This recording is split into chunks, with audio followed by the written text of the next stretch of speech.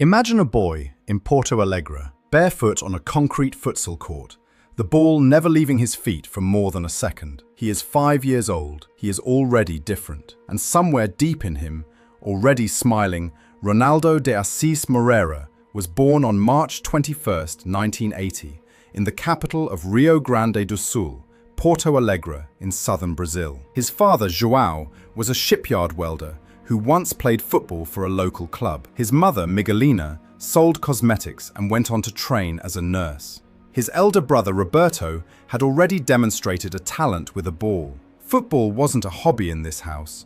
It was the language spoken by the family. Then, when Ronaldo was only 8 years old, his father collapsed and died of a heart attack, was gone. Years later, Ronaldinho would remember the advice his father gave him before his death. Off the field, be honest and be good. On the field, play it simple. It is the type of advice that a child takes with them forever. And in Ronaldinho's case, the grief of losing his father to cancer so young may have planted something else as well. A conviction, perhaps unconscious, that life is short and fragile and should be played with joy while you still can. He joined the youth system of Grêmio and rose fast. At the age of 13, he scored all 23 goals in a 23-0 victory for his youth team. The story spread like a rumor through Porto Alegre, which turned out to be true. In 1997, he represented Brazil in the Under-17 World Championship in Egypt, where he helped his nation win the title, finishing as the highest goal scorer in the tournament. The outside world began to take notice of Brazil. He made his professional debut for Grêmio in 1998, and in 1999, at just 18 years old, he scored 22 goals in 47 appearances. Arsenal wanted to sign him in 2001, but it was blocked by a work permit. France was willing to wait. In January 2001, he was sold to Paris Saint-Germain for €5 million to play in the French professional league, the Ligue 1. He was 20 years old and was instantaneously the best player in the French league. In 3 seasons at PSG, he made 77 league appearances and scored 25 goals, numbers that told only part of the story, because what Ronaldinho did to defenders in that era went beyond statistics. He helped PSG to win the Intertoto Cup and reach the semi-finals of the Coupe de la Ligue. By 2002, he was in the senior squad for Brazil, and the world was about to get a proper introduction to him. The World Cup of 2002 in South Korea and Japan. Brazil had Ronaldo, Rivaldo, and a young man of 20 with buck teeth and the widest smile in football. In the quarter-final match against England, one of the great footballing powers, Ronaldinho took a free kick 40 yards out and lofted it over David Seaman and dropped it into the net. The goalkeeper barely moved. He stood and watched it land. That one image, that one instant of insolence and accuracy declared Ronaldinho to the whole planet. Brazil won the tournament. Ronaldinho was included in the All-Star team. He had scored 2 goals, provided 2 assists, and played with the sort of gleeful freedom that meant you forgot that this was the biggest stage in the sport. Manchester United was interested in him. So did Barcelona. Frank Rijkaard's Barcelona paid €32.25 million ahead of competition for them in the summer of 2003. He signed a 5-year contract and inherited the number 10 shirt. The shirt of Barca's greatest creative players. On his first appearance in a pre-season friendly against the Italian side of football club, Juventus, the coach Frank Rijkaard watched him play for a few minutes and said, "He has something special every time he touches the ball." He was not wrong. His first season at Camp Nou was marred by injury early on. Barcelona slumped down the table to 12th position at midwinter. But when Ronaldinho returned, the club rose with him. He scored 15 goals in La Liga, and after all competitions had 22 goals to his name, and the scooped through ball that set up Xavi's winner at the Bernabeu, Barcelona's first win there in 7 years. It was like a beginning to something. Captain Carles Puyol said, "The greatest compliment I could give him is that he's given us back Barcelona's spirit. He has made us smile again." In 2004 to 2005, Barcelona took the La Liga title for the first time in 6 years. Ronaldinho scored 13 goals and 12 assists in the league alone, with 24 goals in all competitions. On December 20th, 2004, he was named the 2004 World Player of the Year by the International Football Association Board under the Football Association of the World. He was 24 years old and the best footballer on earth. But 2005 to 2006 was the season that made him go from great to immortal. This is the season people are still talking about in whispers.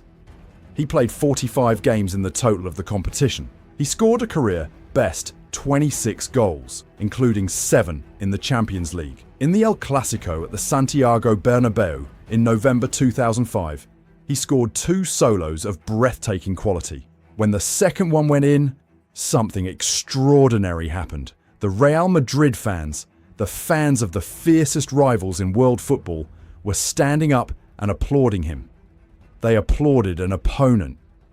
Only Diego Maradona had been accorded that honor at the Bernabeu previously, back in 1983.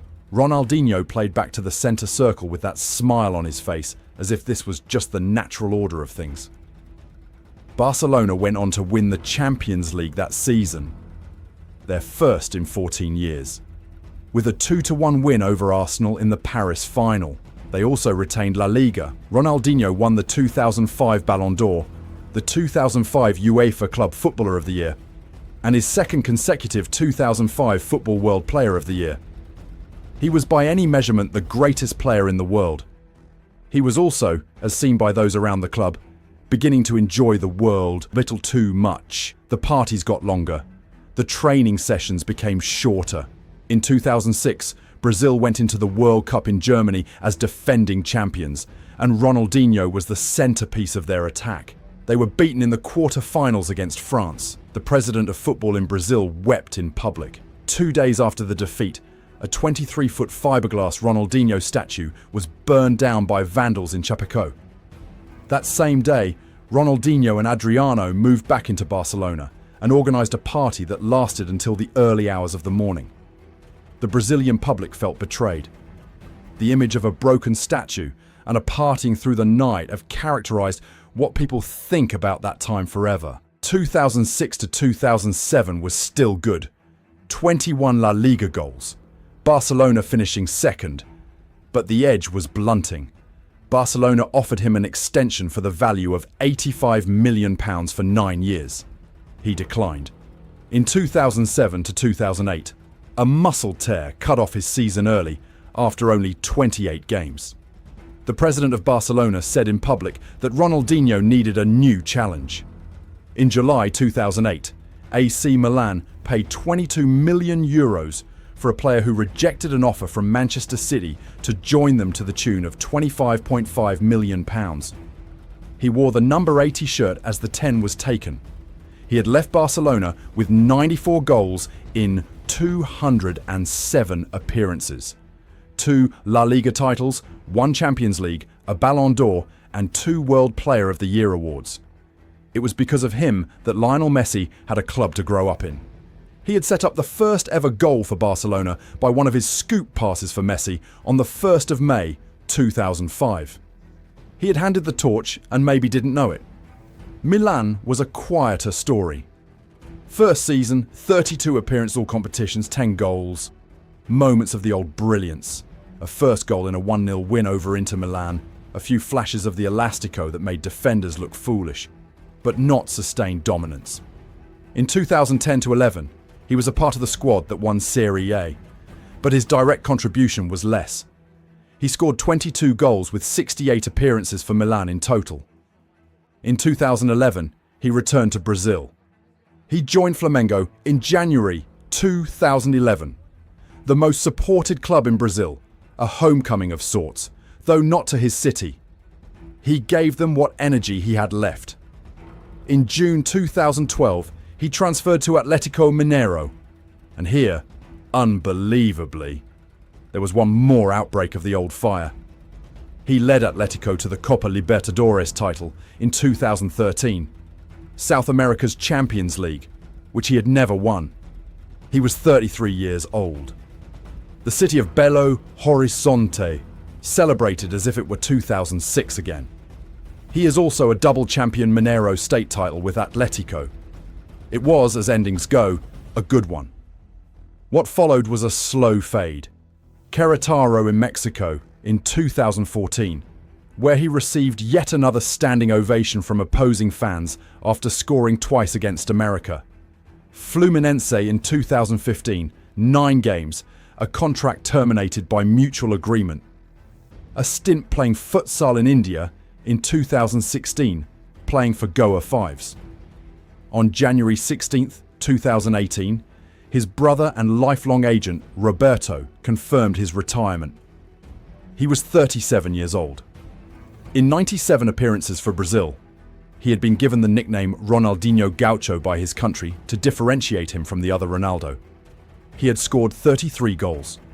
He had won the World Cup in 2002, the Copa America in 1999, the Confederations Cup in 2005 and 2009, and club-wise had a record that no other player had in history: a World Cup, a Copa America, a Confederations Cup, a Champions League, a Copa Libertadores, and a Ballon d'Or. He is the only man in history to have won all 6. But retirement did not mean peace. In 2019, Brazilian authorities confiscated 57 properties he owned for unpaid environmental taxes and illegal construction fees. His passport was suspended. Then, in March 2020, he and his brother travelled to Paraguay, ironically, to attend a charity event and promote a book, using forged passports. They were arrested at their hotel 2 days after their arrival. A judge denied bail. Ronaldinho spent his 40th birthday in a Paraguayan maximum security prison. What he did in that prison was, in its own strange way, completely in character. He organised a futsal tournament for the inmates, played football with the prison guards, and enrolled in a carpentry course. Reports said that he was relaxed, that his only real complaint was that he could not play his bongo drums. Ronaldinho had spent much of his retirement making music. The rhythm did not leave him even in prison. After 32 days in jail, he was put under house arrest at a luxury hotel in Asuncion. After 171 days total time spent in custody, he and his brother paid $90,000 and $110,000 fines respectively, and were released in August 2020. Reports at the time said he only had PS5 in his bank account.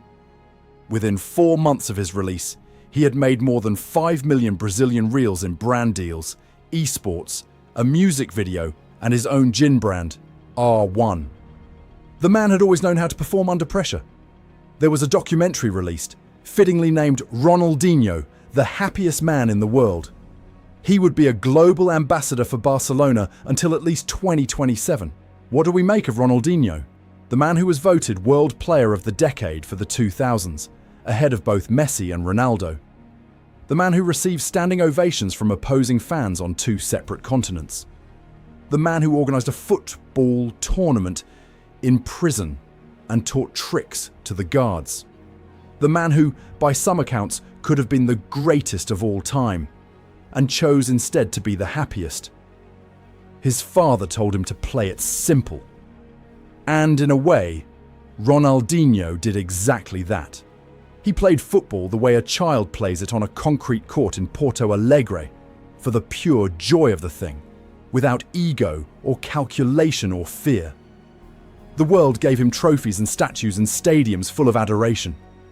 He gave the world back something rarer, the feeling, watching him, that football was something worth being alive for.